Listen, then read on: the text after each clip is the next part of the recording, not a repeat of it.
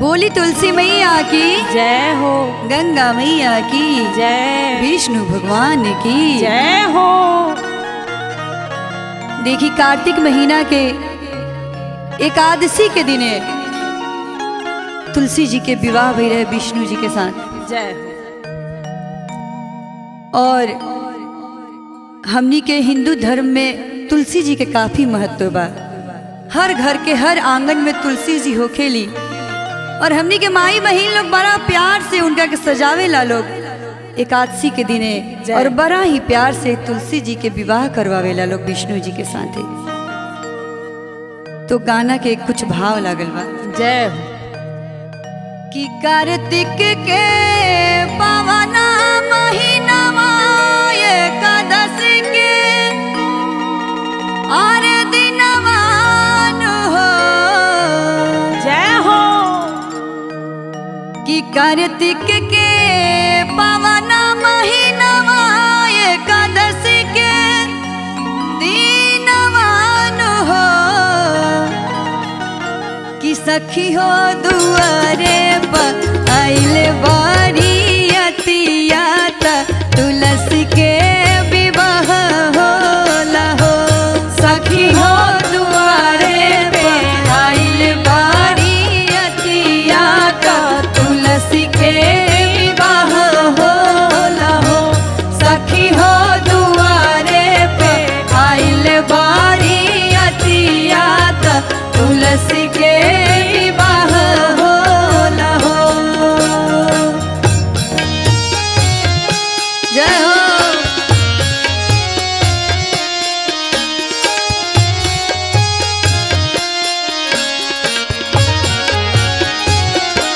सखी हो दुआरे पे आइले बारी अतिया तुलसी के विवाह होला हो।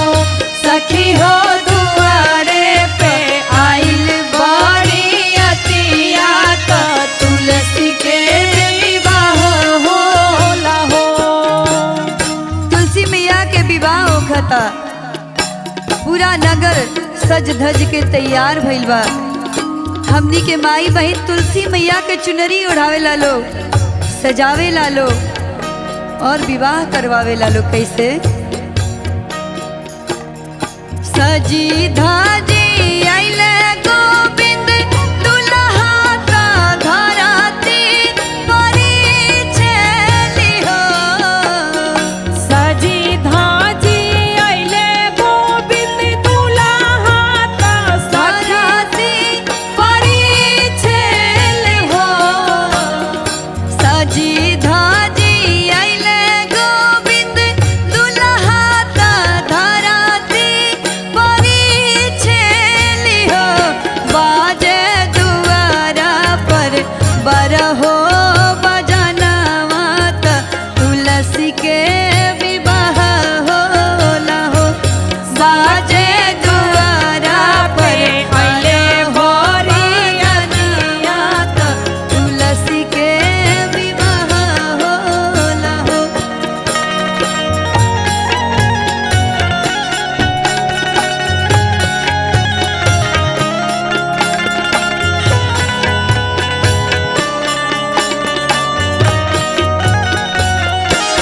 सखी हो दुआरा पे आइले बारी अतिया तुलसी के विवाह होला हो।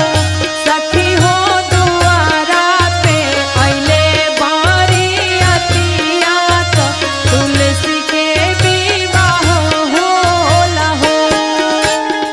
जब दुआरा पर बारात आ गइल बा, गोविंद जी दुल्हा बन के आ गइल बानी। सखी लो मिलजुल के तुलसी जी के सजावत आलो। कैसे?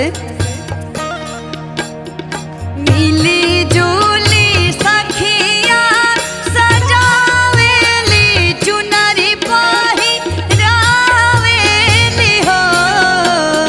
मिली जुली सखिया सजावेली चुनरी पहिरावेली हो।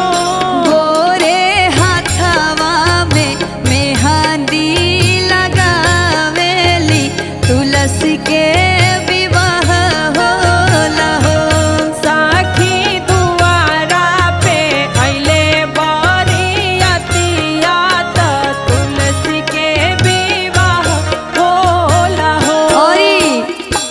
बाबा जी सखी लोग सजावता, चुनरी ओढ़ावता और तुलसी जी के कन्यादान करे खातिर के आइल बा? के ब्रह्मा जी करस कन्यादानवा सजल बा भवनवा हो। ब्रह्मा जी करस कन्यादान माता अपने भवन मान हो। ब्रह्मा जी करस कन्यादानवा सजल बा भवनवा हो। सखी मिली जुली गावतारी गीतिया त तुलसी के विवाह होला हो। सखी दुआरा पे अइले बड़ी अतिया त तुलसी के विवाह होला हो। सखी दुआरा पे अइले बड़ी अतिया त तुलसी के विवाह होला हो।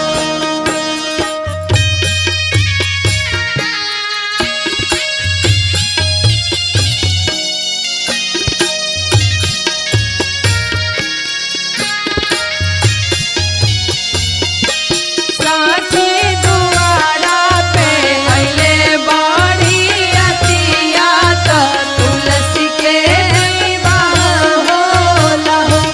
सखी दुआरा पे अइले बड़ी अतिया त तुलसी के विवाह होला हो। हरि संगे लेली सात फेरा माता तुलसी के विवाह भइल हो। बड़ी सालाली हली सात फेरा माता तुलसी के विवाह होला हो।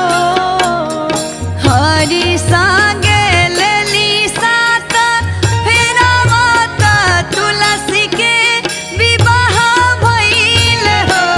तुलसी चली भइली हरि जी के संगवात तुलसी के विवाह भइल हो। तुलसी चली भइली हरि जी के संगवात तुलसी के विवाह भइल हो। तुलसी चली भइली हरि जी के संगवात तुलसी के विवाह भइल हो। प्रेम से बोलिए तुलसी मैया की जय हो। विष्णु भगवान की जय हो। आइए सभी कथाओं को सुनाने के बाद अभी जो आप सबों को एक कथा याद आया, तुलसी विवाह माँ तुलसी और शालिग्राम की कथा आप सबों को सुनाने जा रही हूँ। जो भी भक्त मैया तुलसी को अपने घर में आंगन में रखते हैं, सजाते हैं, उन्हें माँ तुलसी कैसे वरदान देती हैं, उनको मनवांछित फल की प्राप्ति होती है, इस कथा में आप सबों को सुनाने जा रही हूँ।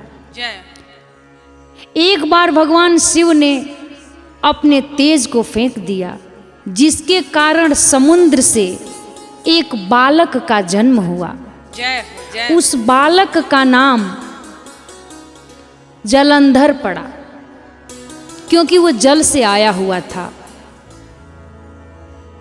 जलंधर बहुत बड़ा दैत्य बना। जलंधर का विवाह दैत्य राजा कालनेमी की पुत्री वृंदा से हुआ। जलंधर महाराक्षस था, दैत्य था। अपनी पत्नी होने के बावजूद भी वह राक्षस माता लक्ष्मी पे नजर डालता था। माता लक्ष्मी को पाने की चाह रखता था। एक दिन वो माँ लक्ष्मी से सारी बातें कह डाला, लेकिन माँ लक्ष्मी उसको अपना भाई मानती थी, क्योंकि वो समुद्र से पैदा हुआ था और माँ लक्ष्मी भगवान विष्णु के साथ सदा समुद्र में ही रहती हैं। जय। यह सुनकर जालंधर काफी रुष्ट हुआ, नाराज हुआ जय। और वहां से चला गया। उसके बाद उसने मां पार्वती पर नजर डालना शुरू किया। मां पार्वती को यह कतई अच्छा नहीं लगता था। नहीं लगा। एक बार की बात है, वह राक्षस अपना रूप बदलकर मैया पार्वती के पास चला जाता है। जय। हो। लेकिन मां पार्वती अपनी दिव्य दृष्टि से उसे पहचान जाती हैं। जय हो, जय हो। और वहां से अंतर्ध्यान हो जाती हैं। जय। मां पार्वती अपनी सारी बातें जाकर के भगवान विष्णु को बताती हैं। यह सुनकर विष्णु भगवान काफी नाराज हो जाते हैं जय। और सोचते हैं कि इस राक्षस का अंत करना बड़ा ही जरूरी है। बहुत जरूरी है। काफी कोशिश के बाद भी राक्षस जालंधर का कुछ नहीं बिगड़ पाता है, क्योंकि उसकी पत्नी जो वृंदा थी वो पतिव्रता थी। जय। जय। वो सती थी, जिसके कारण जालंधर का कोई कुछ नहीं बिगाड़ सकता, चाहे देव हो या राक्षस। जय। भगवान शंकर को सारी बातों का पता चला। भगवान शंकर ने जालंधर से युद्ध ठान लिया और युद्ध होने लगा। जय हो। लाख कोशिश करने के बावजूद भी भगवान शंकर ने जालंधर का कुछ नहीं बिगाड़ पाया। इतना देखकर भगवान विष्णु सोचते हैं कि इस राक्षस का अंत करना बड़ा ही जरूरी है। उन्होंने सोचा कि जब तक वृंदा की पतिव्रता उसके सतीत्व को न तोड़ा जाएगा, तब तक उसके पति का वध नहीं हो सकता है। जय। भगवान विष्णु ने सोचा कि उसके सतीत्व को भंग करेंगे, तब जा कर के उसका पति मरेगा और इस देवलोक का उद्धार होगा। यह देखकर भगवान विष्णु ने अपना रूप चेंज किए। रूप बदल करके ऋषि वेश में अपने साथ 2 राक्षस को लेकर उसी वन में पहुंच गए, जहां पे सती वृंदा तपस्या कर रही थी। जय हो। राक्षसों को देखकर सती वृंदा घबरा गई और बेहोश हो गई। यह देखकर भगवान विष्णु उन्हें उठाए, समझाए, बोले कि क्यों डर रही हो। तब उसने अपनी सारी बातें बताई और अपनी पति की बातें भी बता दिया। वहां पे भगवान विष्णु को अच्छा मौका मिल गया। उन्होंने 2 बंदर बनाए और दोनों बंदर में एक बंदर के हाथ में वृंदा सती के पति का सिर रख दिए और एक हाथ में उसका धड़ रख दिए। जय हो। जब अपने पति का सिर और धड़ अलग देखी तो रानी वृंदा पागल हो गई। सती वृंदा रोने लगी, बोली कि भगवान शिव से इनकी लड़ाई चल रही थी, मेरे पति का वध हुआ तो हुआ कैसे, मैं तो सती व्रता स्त्री हूं। यह देखकर पुनः बेहोश हो गई। जब उन्हें होश आया तो भगवान विष्णु के चरण पकड़ लिए और रोने लगी, बोलने लगी कि मेरे पति को जीवित कीजिए। भगवान विष्णु को अच्छा मौका मिला, उन्होंने सती के साथ छल किया और बोले कि मैं तुम्हारे पति को अभी जीवित कर देता हूं। और उनके पति को जीवित किए और उन्हीं के शरीर में खुद को प्रवेश कर गए। प्रवेश कर डाले। जय हो जय हो। सती को लगा कि मेरे पति जीवित हो गए, वो तो विष्णु भगवान का अंश हो गया। सती अपने पति के साथ घर जाती है। उन्हें पता नहीं रहता है कि सती वृंदा के साथ छल हुआ है। घर जाती हैं, अपने पति के साथ समय व्यतीत करती हैं। उसी क्षण भगवान विष्णु के द्वारा उनका सतीत्व नष्ट हो जाता है। ओ हो। सतीत्व तो नष्ट हो जाता है। जब इस बात का पता चलता है वृंदा को, तो श्राप देती हैं। विष्णु भगवान श्राप को स्वीकार करते हैं और शालिग्राम पत्थर बन जाते हैं। भगवान विष्णु जगत के दाता जब शालिग्राम पत्थर बन जाते हैं तो पूरे देवलोक में, असुर लोक में और धरती लोक में हाहाकार मच जाता है। सभी देव मुनि मिलकर के सती वृंदा से निवेदन करते हैं कि हे वृंदा, हे सती, तुम भगवान विष्णु को श्राप मुक्त कर दो।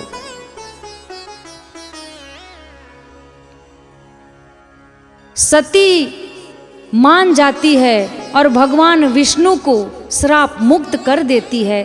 शालिग्राम पत्थर से भगवान विष्णु को मुक्त कर देती है और आत्मदाह कर लेती है। यह देख करके भगवान विष्णु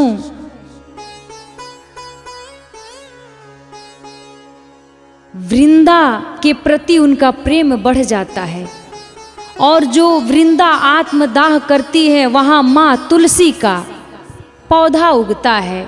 जय हो जय हो। और भगवान विष्णु शालिग्राम के रूप में रहते हैं। वहीं पे भगवान विष्णु वचन देते हैं कि हे वृंदा, मैं तुम्हारे इस सती व्रता से, तुम्हारे सतीत्व से तुमसे प्रेम कर बैठा हूँ।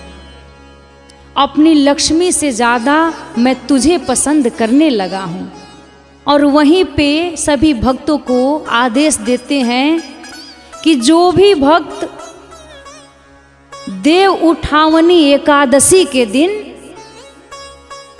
शालिग्राम और तुलसी माता का विवाह कराएगा,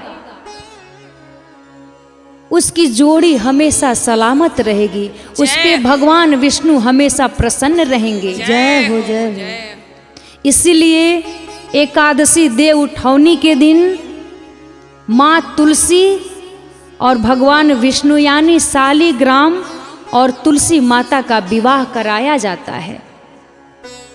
चुनरी ओढ़ा करके, चूड़ी, सिंदूर, 1151 जितने दिए होते हैं लोग जलाते हैं और माँ तुलसी और शालिग्राम की विवाह की जाती है।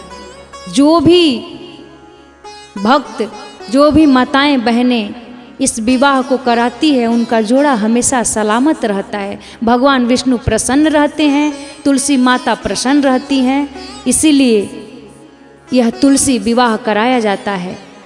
प्रेम से बोलिए तुलसी मैया की जय, विष्णु भगवान की जय हो।